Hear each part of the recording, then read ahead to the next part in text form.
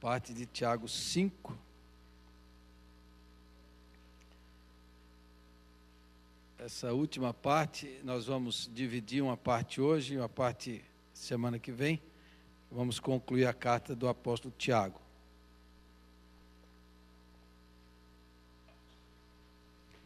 O versículo 12 de Tiago, ele tem uma dúvida aí nas traduções, se o versículo 12 pertence ao assunto anterior ou a esse novo assunto. Não é? Então, a tradução da gente usa aqui, a revista atualizada, inclui na sequência do subtítulo, mas as outras traduções colocam o versículo 12 no assunto da paciência. Não é? Então, no versículo anterior está falando da paciência de Jó, do sofrimento, e o versículo 12, ele diz assim: acima de tudo, porém, meus irmãos, não jureis, nem pelo céu, nem pela terra, nem por qualquer outro voto. Antes seja o vosso sim, sim, o vosso não, não, para não cairdes em juízo. Então, se Tiago está seguindo o texto anterior, e parece que sim, ele diz, olha, na hora da tribulação, tenha paciência, não faça nenhum juramento, não tenha nenhuma precipitação, nenhum voto, isso é pecado, não tome o nome do Senhor teu Deus em vão, siga o que Jesus falou, sim, sim, não, não. Se estiver dentro da sequência do assunto, ele está dizendo, olha, na hora da dificuldade, em vez de ficar jurando, ficar fazendo votos, aí entra o assunto 13, que é faça a oração. Então, esse versículo 12 é uma ligação entre os assuntos, né? É uma ligação entre os assuntos e está claro. No meio da aprovação do sofrimento, cuidado com juramentos, cuidado com votos precipitados, cuidado, tenha paciência. O melhor a fazer é orar, e aí é o que eu vou falar hoje aqui do verso 13 até o verso 18. Então, estou explicando o versículo 12 aí, para dizer que a gente pulou o texto, né? Está pregando a carta inteira, então o versículo 12 está falando disso. Cuidado com juramentos, cuidado com votos, com promessas, você não manipula Deus, você não domina Deus, você não, nada disso, você se submete e siga aquilo que Jesus falou, sim, sim, não, não. Não entre nisso aí. Ainda há espaço hoje, na nova aliança, para alguns votos e juramentos que a gente faz. Por exemplo, quando você casa, você faz um juramento, faz um voto, diante de Deus, na presença de testemunhas. Quando você é ordenado, ordenação pastoral. Quando você é batizado, quando você batiza seu filho, quando você é ordenado diácono, pastor, presbítero, você faz um voto, um juramento, diante de Deus. Esses aí você tem que levar muito a sério e tem que honrá-los, porque isso é muito importante, é diante de Deus. Diante lá também no seu casamento, você está fazendo um voto, você batiza seu filho, você se batizou, você fez um voto, você fez uma promessa diante de Deus, diante da igreja, você está ali se comprometendo. E isso é muito importante. É isso que Tiago está falando aqui. Então, cuidado com precipitações. Ele não está proibindo definitivamente nenhum tipo de voto ou juramento, mas ele está falando, cuidado com a precipitação. Cuidado de você ficar tomando o nome de Deus para jurar coisas que você não pode bancar. Muito cuidado, porque não consegue bancar. A gente banca algumas coisas, até agora, quando eu celebro casamento, eu falo assim, eu prometo que eu vou te amar, e sempre eu acrescento, com a ajuda de Deus. Com a ajuda de Deus. Eu vou fazer isso com a bênção de Deus. Sozinho eu não consigo, é com a bênção de Deus. Aqui também, quando você é ordenado, você é consagrado, com a bênção de Deus, com a bênção de Deus, com o Senhor me ajudando, eu vou fazer isso. Porque a gente não consegue bancar, quem banca é Deus. Amém? Isso posto, vamos para o versículo 13, que diz assim, está alguém entre vós sofrendo?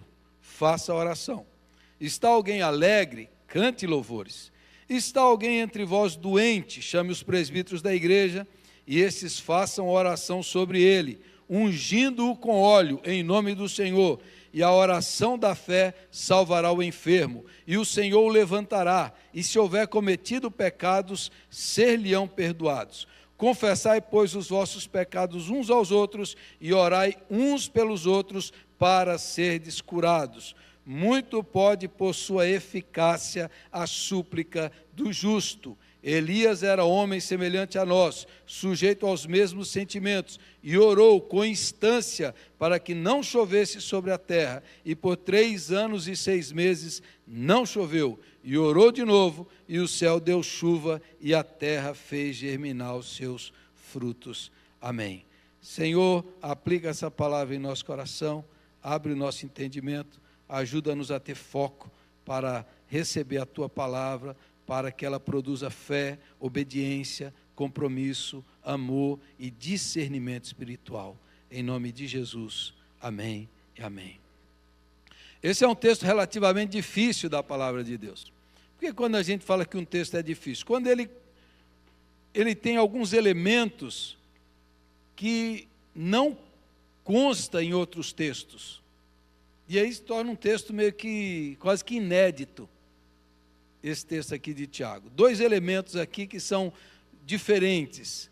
É a unção com óleo e a confissão de pecados uns aos outros. É uma coisa que você não vai ver no Novo Testamento. Por que um texto é difícil? Porque no Novo Testamento você só encontra uma única vez, quando os discípulos foram enviados por Jesus para curar enfermos, expulsar demônios, em Marcos 6,13, uma única vez, que diz que eles faziam isso ungindo com óleo. No Novo Testamento você não encontra nenhuma vez Jesus falando assim, vá ungir com óleo. Você não encontra o apóstolo Paulo em nenhuma das cartas dele falando assim, ore com unção de óleo. Você não encontra. Você não encontra em nenhum momento do Novo Testamento. Aí está aqui o Tiago fala isso. E no Novo Testamento também, no Antigo Testamento, você também não encontra nenhum versículo falando para a gente confessar os pecados uns aos outros. Você não encontra. Então esse texto de Tiago, ele tem aí uma certa dificuldade, porque é uma coisa diferente dos outros textos. E normalmente quando você faz uma doutrina bíblica, que é uma doutrina? A doutrina da ceia. Doutrina da ceia, você pega todos os textos que a Bíblia fala sobre a ceia e estabelece uma doutrina. E aí você tem, todos os evangelhos falam, Paulo fala, o Apocalipse fala, em todo o Novo Testamento, no Antigo Testamento. Então aqui você tem uma doutrina. Mas quando você tem uma coisa que é relativamente diferente, aí surge a dificuldade. E aí como é que a igreja interpreta isso que Tiago está falando? Como é que a igreja interpretou?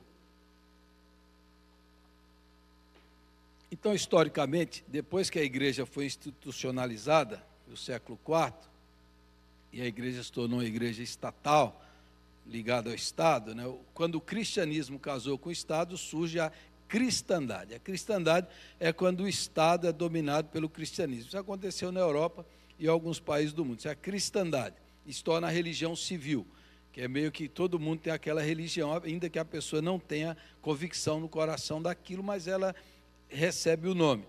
Então, a igreja que surgiu daí do Império Romano, a igreja católica romana, ela interpretou esse texto, foi interpretando com o passar dos anos, foi surgindo na compreensão dela um sacramento, que eles chamavam antes de extrema unção.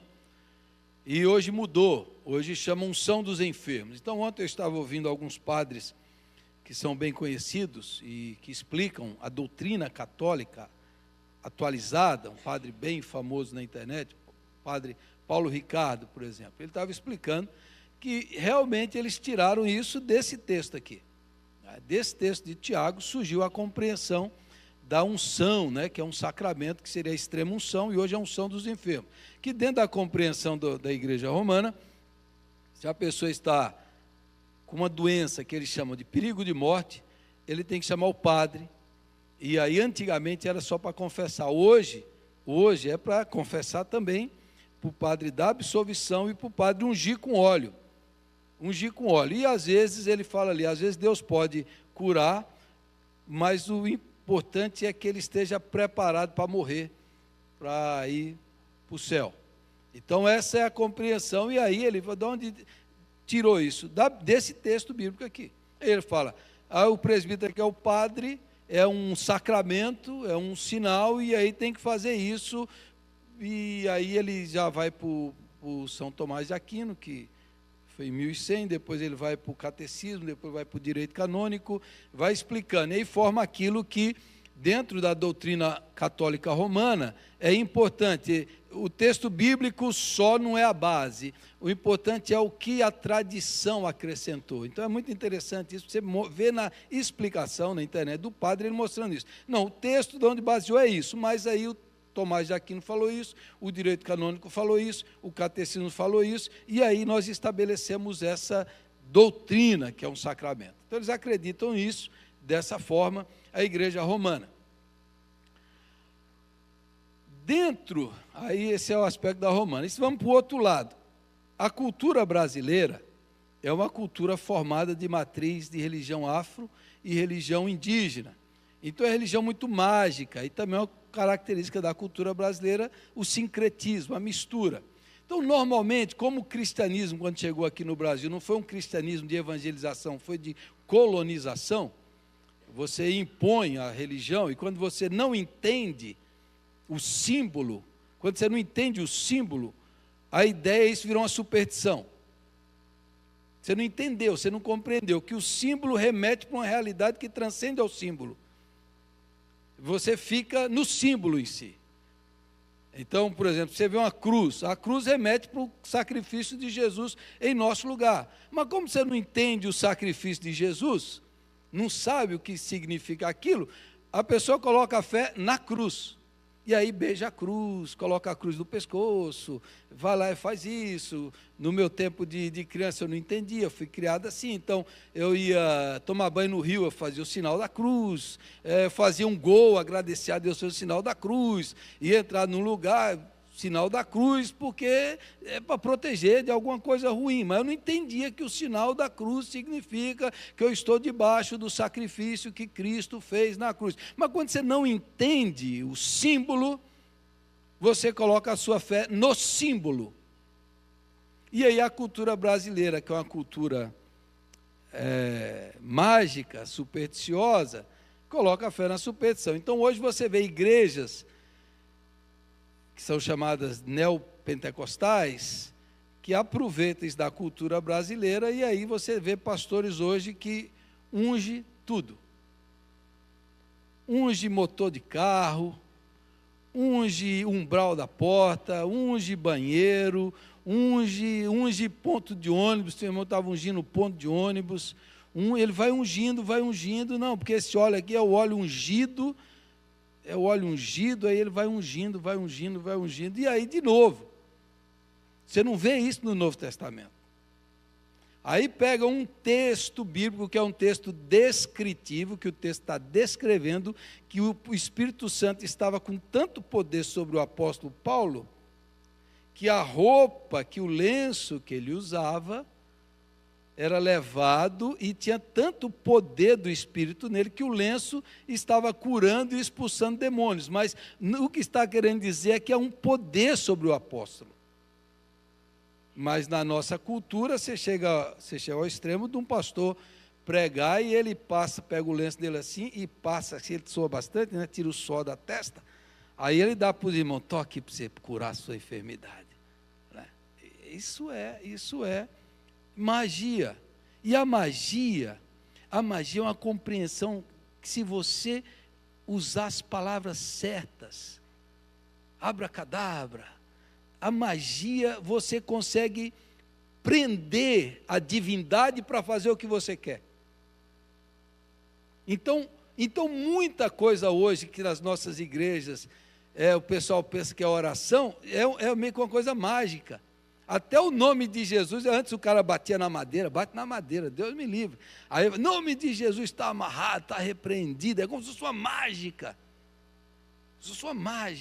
Então, a nossa cultura, ela é mágica, ela é supersticiosa. E aí o pessoal aproveita isso. Quanto mais coisas visíveis, palpáveis, o Macedo usa a ideia dele de que são pontos de contato para manifestar a fé do povo. Aí ele dá toda a explicação, porque você precisa disso para o povo ter fé, você precisa de uma coisa material para o povo pegar, para o povo ter fé. Se antes ele se apegava lá no crucifixo, agora ele precisa ter alguma coisa visível. E aí, isso aqui na cultura brasileira, vira uma festa. Não, eu quero o óleo ungido, o óleo bendito, né? O óleo. Mas o que é que Tiago está falando? O que é que Tiago está falando? O que é que ele está explicando aqui nesse texto? E aí chega o problema, né? A nossa igreja, a reforma protestante, eles falam assim, nós precisamos voltar para a Bíblia. E é somente a Bíblia. E nada além da Bíblia. Porque as pessoas que vieram depois, elas não foram inspiradas pelo Espírito Santo como os apóstolos foram inspirados. Então, você tem que seguir o que a Bíblia diz. O que a Bíblia diz, somente a Bíblia. E aí, o que é que Tiago diz, entendeu? O que é que Tiago diz aqui no texto? O que é que ele está falando? Então, eu vou focalizar nesse aspecto aqui para dizer. Então, ele começa, olha, se alguém está sofrendo, faça oração, ore. Alegre, cante louvores, os salmos, cante louvores. Agora, entre o versículo 14. Está alguém entre vós doente? Então, a pessoa está doente. A palavra doente aqui no grego, no original, é como se a pessoa estivesse... Tem várias palavras para doentes no grego, mas essa que ele usa é quando a pessoa está sem força. Ela está tão doente que ela não consegue ir até a igreja. Ela está sem força, ela está doente, ela está acamada, e ela precisa, ela não dá conta de ir. Então, o que ela tem que fazer? Chame os presbíteros da igreja. Observe que a pessoa que está doente, que chama, porque ela não tem condições físicas de ir até os presbíteros, de ir até o culto. Ela está doente, ela está acamada. Então ela chama os presbíteros da igreja e eles vão lá. E estes façam oração sobre ele, os presbíteros da igreja. Os presbíteros da igreja são aqueles que a igreja elege. A palavra presbítero é a mesma palavra para pastor, episcopos, são os pastores da igreja. Chame os pastores da igreja, que também é a mesma palavra para anciãos, que não quer dizer apenas idoso, mas quer dizer pessoas que tenham mais sabedoria, mais experiência. E a palavra presbítero é essa mesma palavra, presbítero, ancião, é a mesma palavra. Os pastores da igreja, que têm mais sabedoria, que têm mais experiência, vão lá e façam oração. E aí ele acrescenta, ungindo-o com óleo. E aí observe, para a gente entender, no Antigo Testamento, o que era ungido com óleo? Observe o seguinte, que quando você ungia os 3 ofícios do Antigo Testamento, que era o rei, o sacerdote e o profeta. Quando Samuel ungiu Davi, pegava um chifre de carneiro, colocava o óleo, normalmente aqui é o óleo de oliva, que é o azeite. Hoje dá para usar o óleo essencial aí que está curando, e os óleos que curam, esses óleos essenciais que fazendo milagre, né? Então, você pega esse óleo e ungia. E ali era um sinal visível que aquela pessoa estava sendo ungida pelo Espírito Santo para um cargo. Então, Davi foi ungido rei. Então, Samuel faz lá, simbolizava que ele agora foi consagrado e separado para aquilo. Ou profeta, ou sacerdote. Era ungido. No Novo Testamento, e observe que essa unção aí, essas 3 unções tipificam Jesus Cristo. Jesus é o sumo sacerdote, é o profeta de Deus, a palavra viva, e Jesus é o rei dos reis. Por isso que a palavra Cristo não é sobrenome, Cristo é um título. O nome é Jesus, Cristo quer dizer ungido. Então Jesus é o ungido de Deus. Cristo não é sobrenome, Cristo é um título. Então toda a unção de Deus, toda a unção do rei, do profeta e do sacerdote está sobre Cristo. Ele é esse ungido de Deus. Agora, no Novo Testamento, na igreja, não mais um povo racial, político, econômico, mas um povo espiritual, que é a igreja, esse símbolo foi substituído, parece, pela sequência do texto, que é a imposição de mãos na ordenação. Quando Paulo diz para Timóteo, Timóteo, não seja precipitado impondo as mãos sobre qualquer um. Impondo as mãos, ele quer dizer, não passe a autoridade, a ordenação para uma pessoa que não está preparada. Então eles iam ungir um pastor, impunham as mãos. Quando os apóstolos ungem, ungir ali é consagrar, eles impõem as mãos sobre os diáconos. Então não tem mais a unção com óleo, tem a imposição de mãos, que é um símbolo de que o Espírito que está em nós, a designação, o chamado, o propósito que Deus nos deu, nós estamos passando para vocês. Então a unção, igual ao Antigo Testamento, você não vê mais.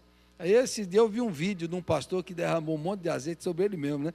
Eles são tão, o pessoal hoje, eles são tão, assim, poderosos, que não tem ninguém capaz de ungir ele, é ele mesmo que unge ele.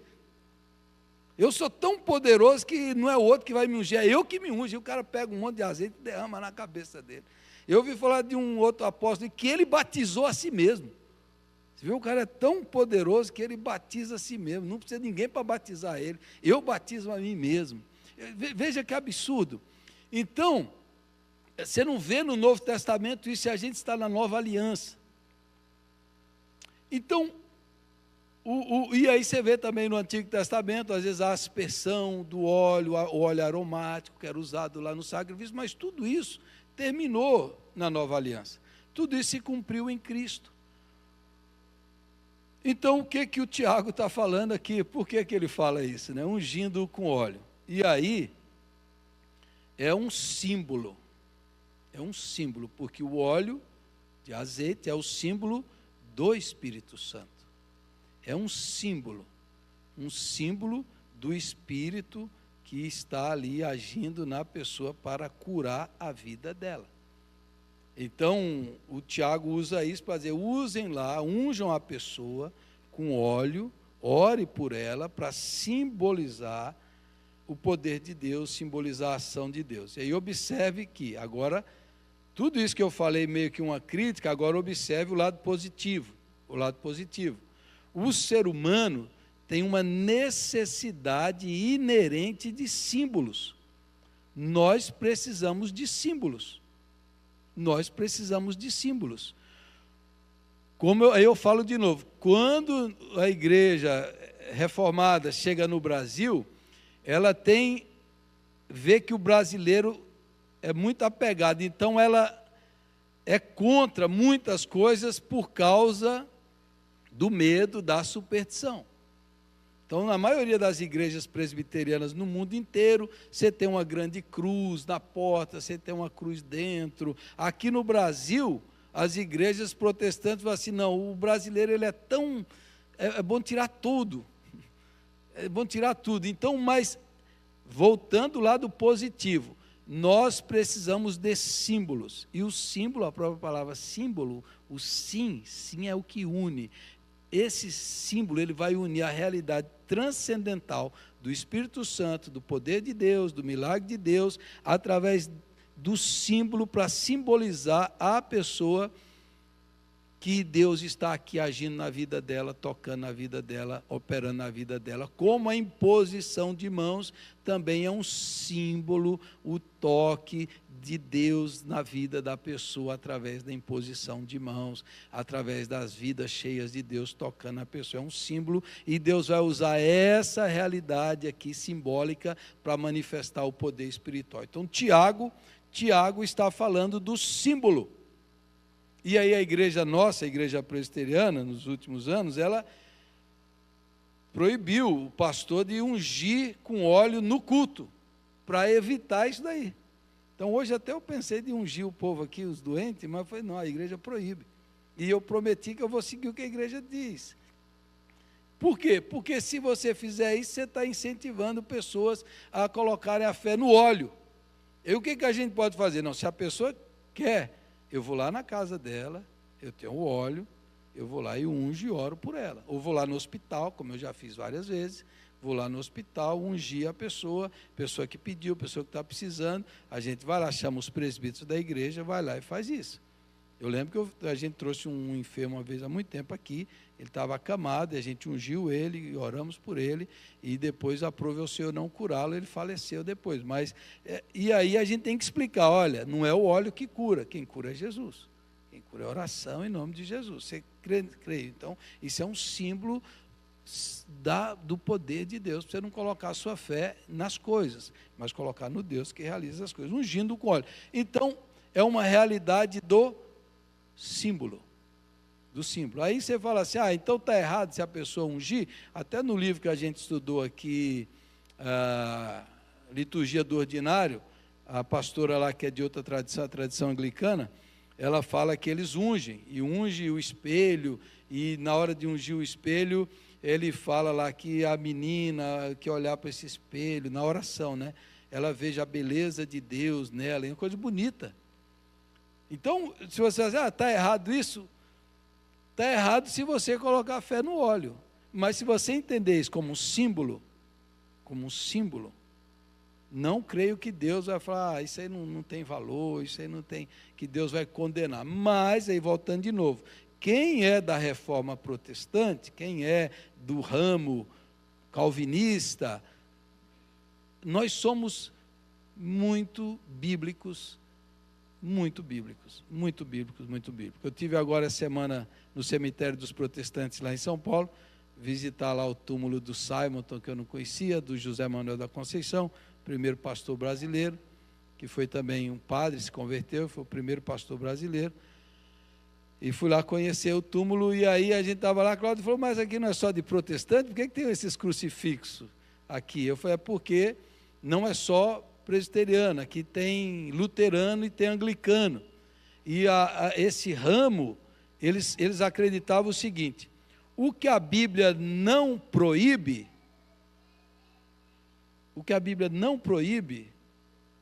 a gente faz. Então, os anglicanos e os luteranos, a Bíblia não proíbe isso, não proíbe vela, não proíbe essas coisas, vamos fazer. Já o ramo calvinista, que somos nós, assim, o que a Bíblia não determina, a gente não faz.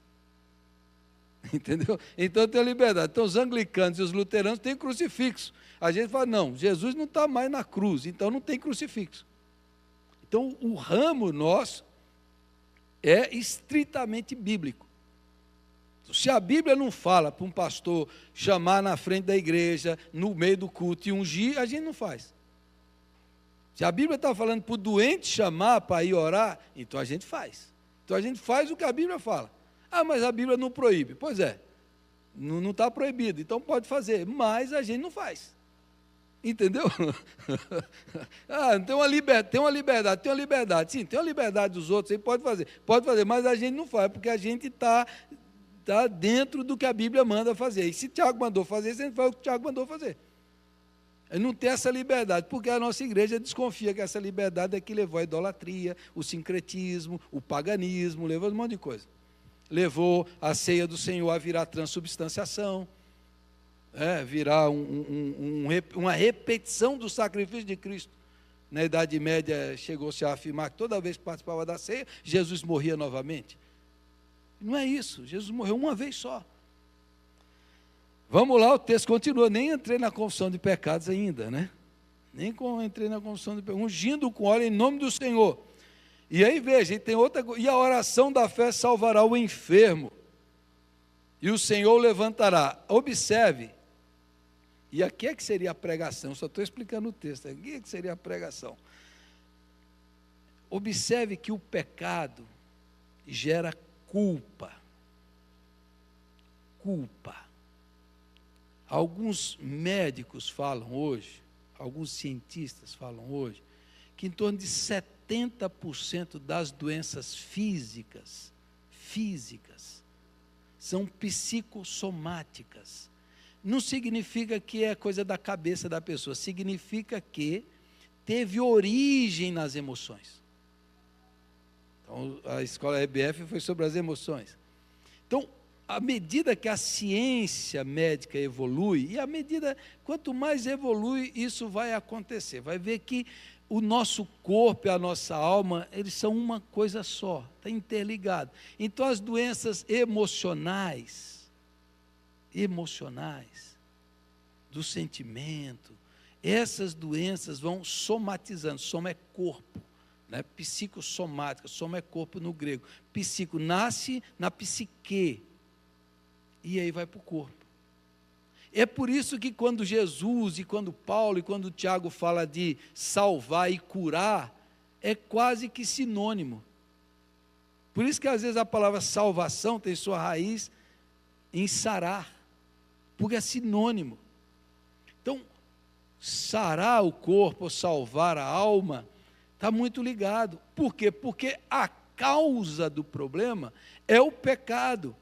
Mas não o pecado como se Deus estivesse castigando, mas a culpa do pecado, a vergonha do pecado, que afeta as pessoas de tal maneira que às vezes paralisa, que às vezes gera uma doença. Às vezes pode ser uma disciplina de Deus, pode ser, mas a compreensão mais ampla e mais profunda desse texto é exatamente isso. A maioria hoje, muita enfermidade, muita doença, é a culpa. Culpa. E a culpa fica lá, latejando. Eu contei para vocês a história de um pastor que recebeu uma ligação de madrugada. Era um irmão da igreja, antigo da igreja, e falou: pastor, eu preciso falar com o senhor agora. Ele falou: sabe, pastor, meu filho cometeu um pecado, que foi o mesmo pecado que eu cometi há 30 anos atrás. E eu já me arrependi desse pecado, eu já confessei esse pecado, mas eu estou achando que meu filho cometeu isso porque eu pequei. E aí o pastor olha para ele e fala assim: você está perdoado. O sangue de Jesus já te perdoou, meu irmão. Isso não é castigo nem punição. E o pastor repete para ele umas 3 vezes, até que ele começa a chorar. Observe. E aí entra a ideia aqui de orar uns pelos outros e confessar os pecados uns pelos outros. A mesma necessidade que nós temos de símbolos, nós temos necessidade de ouvir de pessoas que nós estamos perdoados, que os nossos pecados já foram pagos. A gente precisa às vezes de alguém falar para a gente, olhando nos nossos olhos: você está perdoado, o seu pecado já foi pago, se aproprie do perdão, Jesus já morreu por você. Quem assistiu um filme antigo chamado Gênio Indomável, do Robin Williams e do Matt Damon, o Matt Damon é um gênio, mas ele tem um problema, e ele vai no psicólogo, no terapeuta, e ele não quer saber disso, ele não quer saber, e aí no meio lá das sessões, o psicólogo olha para ele bem nos olhos dele, e ele foi abusado pelo pai, então ele carrega uma revolta, carrega uma mágoa, uma baixa autoestima, um monte de coisa, e o Robin Williams lá olha para ele, o personagem olha para ele nos olhos dele e diz assim: isso não foi culpa sua, você não tem culpa,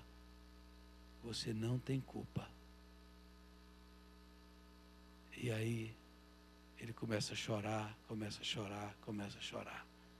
A culpa está no inconsciente das pessoas. A culpa aprisiona, paralisa, escraviza. A culpa gera compulsões. A culpa destrói a alma de pessoas.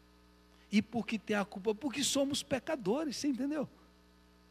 Olhe para as civilizações mais primitivas do mundo, desde os incas, maias, astecas, sempre você vai encontrar lá rituais de sacrifícios, de sangue derramado. Por quê? Porque as civilizações mais antigas tinham consciência da culpa, que os deuses precisavam ser aplacados, que os deuses precisavam ser satisfeitos, porque isso faz parte da humanidade, porque de fato todos pecaram e todos carregam isso. A noção da doença. Agora, o Evangelho vem e diz: não, seu pecado já foi pago. Você não precisa pagar mais. Jesus já levou a sua culpa na cruz. Ah, mas eu não sou como eu deveria ser. Você não é, mas Deus ama você e acolhe você. E o sangue derramado foi por você. Foi por você, foi para te limpar, te lavar, te purificar, te redimir. Foi para tornar você completamente limpo diante de Deus. Para que Deus olhasse para você e não enxergasse mais pecado nenhum, porque a obra de Jesus Cristo foi completa e definitiva. E agora você pode ser perdoado. E essa é a mensagem do Evangelho, esse é o poder do Evangelho.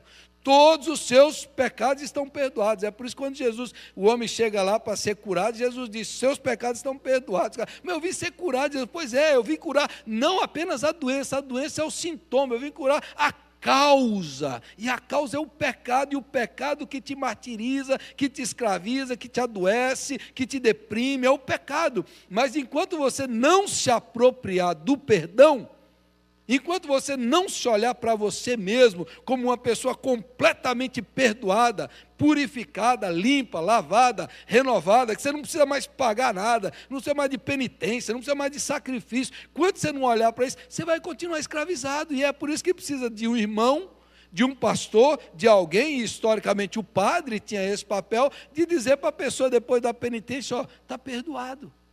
Porque é uma necessidade psicológica, emocional. E é aí por isso que ele fala, confessai os vossos pecados, não ao Padre. E ele diz, para ser perdoado, não para ser curado. Porque quem perdoa é Deus. Mas quando um irmão, quando um pastor, quando alguém olha para mim e fala assim, os seus pecados estão perdoados. Eu não sou perdoado diante de Deus, já fui, mas eu sou curado. Eu sou curado da vergonha, eu sou curado da timidez, eu sou curado da minha inadequação, eu sou curado da minha baixa autoestima, eu sou curado de tanta coisa, eu sou curado das feridas, do ressentimento, da mágoa, eu sou curado, por quê? Porque em Cristo Jesus eu sou amado, eu sou aceito, eu sou acolhido, eu sou justificado, eu sou purificado, a minha história é reescrita em Cristo eu sou quem eu nasci para ser, para quem eu deveria ser e para quem eu vou me tornar a ser, mas enquanto ainda nessa terra eu não me tornarei, não serei. Culpa. Eu não sei se você tem consciência, mas eu tenho consciência, muita consciência, de muita culpa. E a culpa nos prejudica, nos envergonha, nos põe para baixo, a culpa nos intimida, nos acovarda. Quantas coisas você já pensou, eu vou fazer, e você não faz. Poxa, mas eu não. Mas olha agora para a cruz, olhe para o sacrifício, olhe para o que eu estou falando, olhe o que a palavra está dizendo. Se você confessou, se você se arrependeu, verdadeiramente, os seus pecados estão perdoados em nome de Jesus. E aí a confissão de fé de Heidelberg diz assim, e Deus olha para você, hoje, coberto pelo sangue de Jesus, como se você nunca tivesse pecado. Você acredita nisso? É por isso que João diz que, às vezes, o nosso coração e a nossa consciência nos acusa, mas Deus é maior que o nosso coração e que a nossa consciência. Eu sou o que a palavra de Deus diz que eu sou. Louvado seja Deus. E é isso que Tiago está falando. Então, essa prática aqui,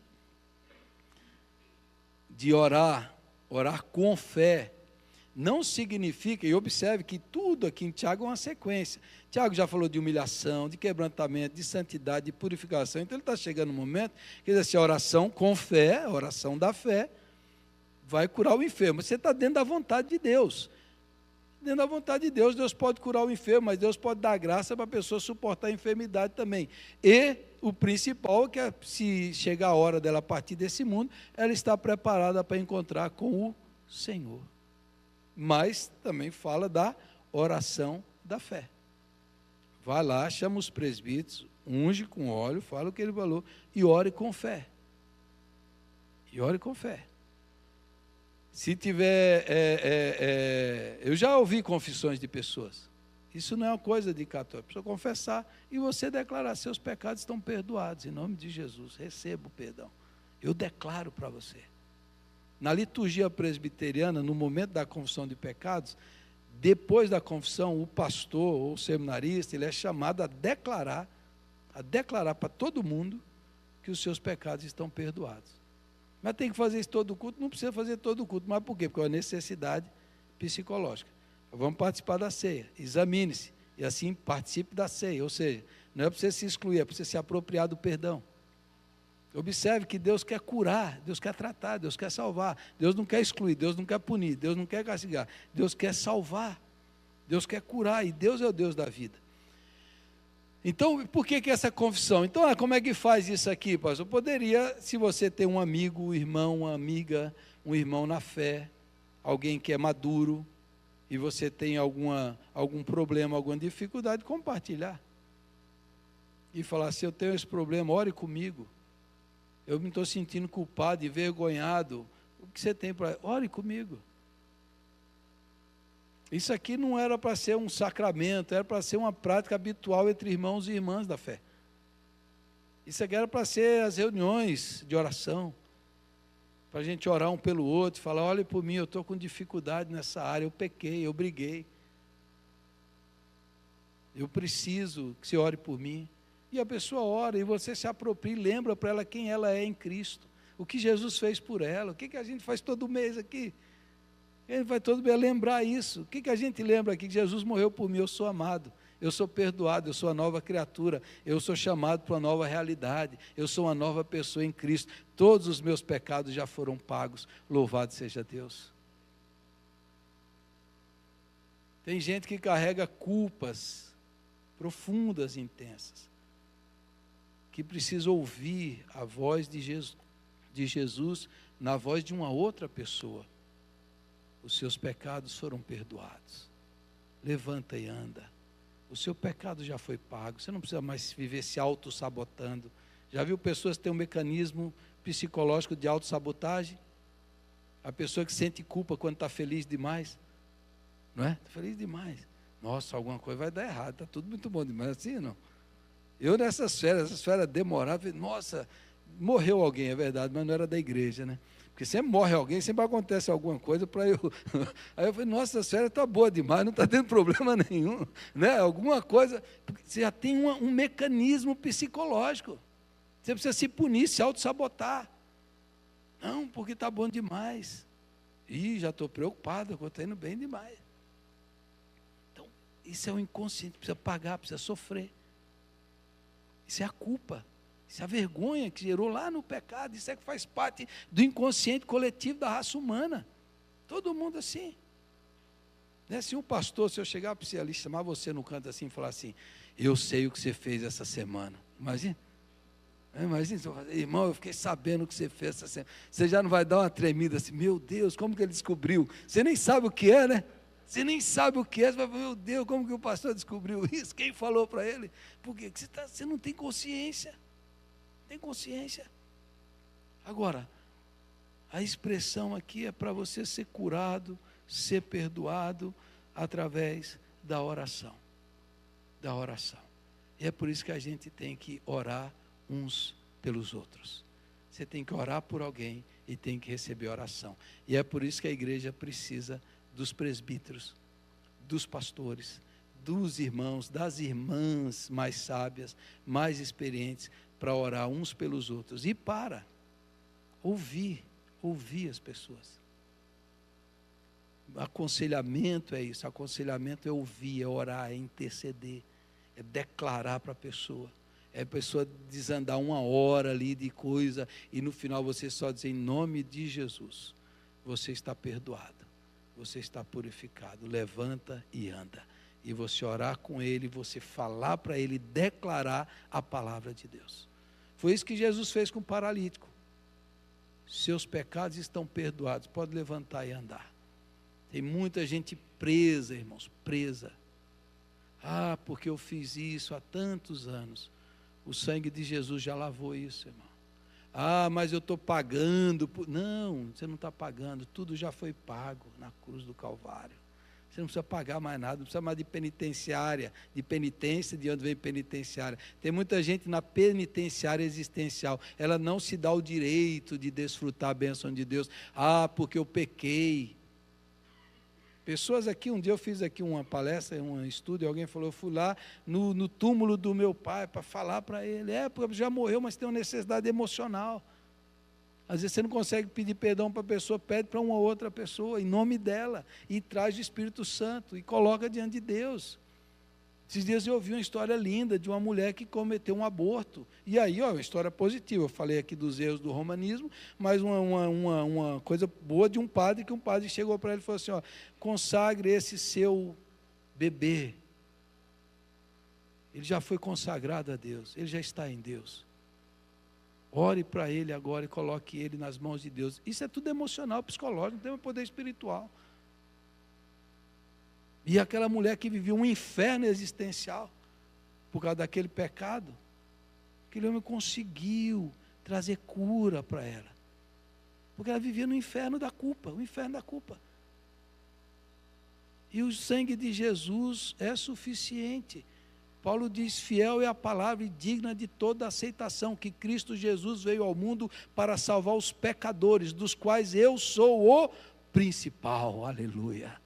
Essa é a maior palavra. Por que Jesus morreu pelos pecadores? Morreu por mim, para me salvar, para me perdoar, para me limpar. Limpar, eu estou limpo diante de Deus. O diabo não pode me acusar de nada, nem a minha consciência. Porque eu estou limpo, eu estou perdoado em Jesus Cristo. Louvado seja o nome do Senhor. Amém. Semana que vem eu continuo nesse texto. Vamos ficar em pé e vamos orar?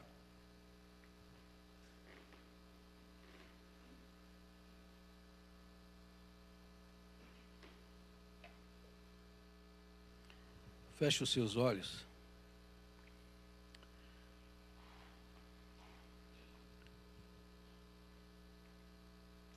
O que você tem vergonha em você? O que você não gosta em você? O que você já fez na sua vida que você nunca teve coragem de falar para ninguém? Isso está escondido dentro de você, aprisionando, escravizando, paralisando você. Onde você ainda não se apropriou do perdão? Quais são as feridas emocionais, os ressentimentos, as mágoas que você carrega? O sentimento de inadequação. Presente para Jesus agora, o Senhor conhece, diz, Jesus bendito. Eu sei que já foi pago, mas eu mesmo ainda não me apropriei desse perdão para o meu pecado, para mim mesmo. Eu sempre estou me criticando, sempre estou me rejeitando, me condenando. Eu sempre me vejo como uma pessoa falha. Eu sempre ando de cabeça baixa, intimidado pela vida. Mas nessa manhã, Jesus, eu quero me apropriar do teu sacrifício. Eu quero me apropriar do teu sangue que lava, que purifica, que limpa. Eu quero ouvir a tua doce voz que diz, os teus pecados foram perdoados. Você não precisa pagar, você só precisa crer. Você só precisa receber. Você só precisa viver a nova vida, a nova aliança. Ore ao Senhor. Quais são as feridas emocionais que você carrega? Quais são as vergonhas que te fazem viver escondido? Você está sempre escondido, sempre tímido, sempre de cabeça baixa. Jesus quer levantar sua cabeça, quer restaurar o brilho dos seus olhos. Jesus quer olhar bem nos seus olhos e dizer, você é meu filho amado, você é minha filha amada. Eu morri por você, foi por você que eu paguei o preço de todos os seus pecados.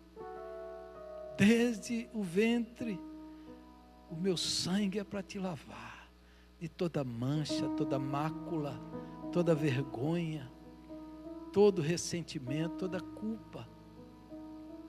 Jesus quer curar você. Jesus quer curar sua alma. Jesus quer limpar o seu coração. Ele já fez isso, mas você não acredita nisso. Você ainda se vê como uma pessoa fraca, perdida, odiosa. Você não se vê como uma filha amada. Você ainda se vê cheio de vergonha, cheio de angústia. Mas deixe Jesus falar com você hoje, nessa manhã. Deixe Jesus te convidar para a mesa dele. Deixe Jesus te chamar para a mesa dele. Sim, Senhor. Sim, Jesus bendito, amado. Louvado seja o teu nome. Bendito seja o teu nome, porque o Senhor olhou para nós não com desprezo, não com nojo, não com ira, mas o Senhor olhou para nós com amor eterno. O Senhor olhou para nós e naquela cruz o Senhor levou a nossa condenação, a nossa culpa, a nossa vergonha, a nossa inadequação. O Senhor levou as nossas feridas, os nossos traumas. O Senhor levou naquela cruz as nossas doenças. O Senhor levou naquela cruz as nossas mágoas, a nossa autocompreensão, a Deus, tão prejudicada, tão machucada, tão adoentada, o Senhor levou naquela cruz. As nossas doenças o Senhor levou naquela cruz, para que hoje nós pudéssemos ter vida plena, vida abençoada, vida leve, vida livre, vida no Espírito do Senhor, para que hoje pudéssemos ser novas criaturas em Jesus Cristo, para que hoje nós pudéssemos ser não mais miseráveis pecadores, mas filhos e filhas amadas de Deus. Que nessa mesa nós recebemos o abraço de Deus, que nessa mesa nós recomeçamos, nós provamos essa cura, esse perdão íntimo, intenso, profundo da nossa psique mais traumatizada, mais adoecida. O sangue de Jesus cura. O sangue de Jesus cura. O sangue de Jesus cura memórias. O sangue de Jesus cura emoções. O sangue de Jesus cura sentimentos. O sangue de Jesus redime a nossa história, ressignifica a nossa história. O sangue de Jesus nos dá um novo futuro, um novo destino. O sangue de Jesus, aleluia. O sangue que cura, Senhor. Hoje o Espírito Santo possa curar pessoas feridas, pessoas doentes no corpo e na alma, que ao participar dessa mesa sejam curadas, Senhor, sejam miraculosamente curadas pelo Espírito de Deus que está aqui. E o Senhor é o Deus que cura, que salva, que liberta, é o Deus que ergue do pó o caído. O Senhor é o Deus que faz isso, é o Deus que cura as mentes mais sofridas, as emoções mais massacradas. Tu és esse Deus, e o sacrifício da cruz é eficaz, é poderoso, é único, é definitivo. O remédio de Deus para o problema da humanidade já foi dado, e é o sangue de Jesus Cristo. Aleluia, aleluia. Bendito seja Deus.